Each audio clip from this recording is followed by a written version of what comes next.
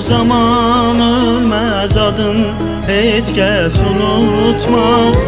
Bu xalq durduqca ey səslər, şəhidlərdir şəhidlər.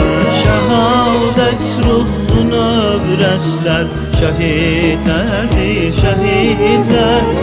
Ən ali, ən müqəddəslər, şəhidlərdir şəhidlər.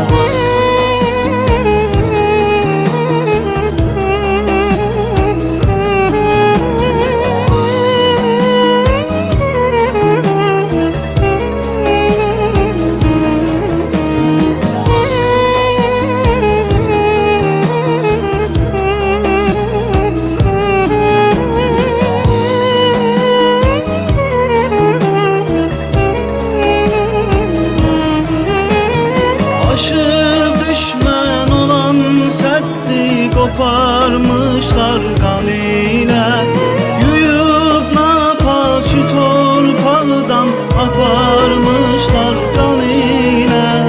Vətən güldür şəhidlərdə suvarmışlar kan ile.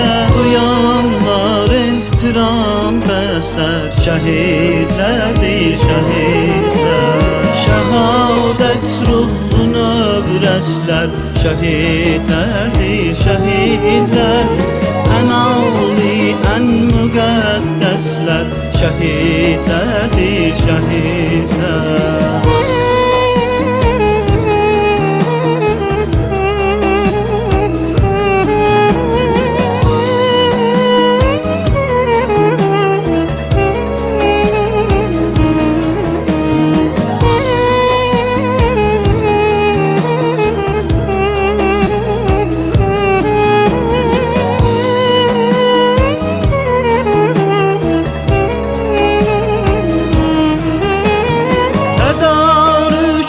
Görenler var Xudavəndin yolunda, malın mülkün verenler var Xudavəndin yolunda.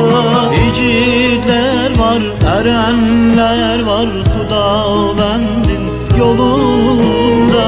Canın vermişler o kəslər, şəhidlərdir şəhidlər. Şəhadət ruhuna övrəslər, şəhidlərdir şəhidlər.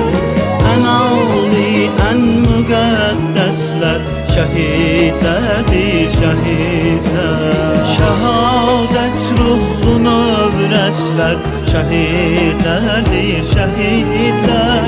Ən ali, ən müqəddəslər, şəhidlər.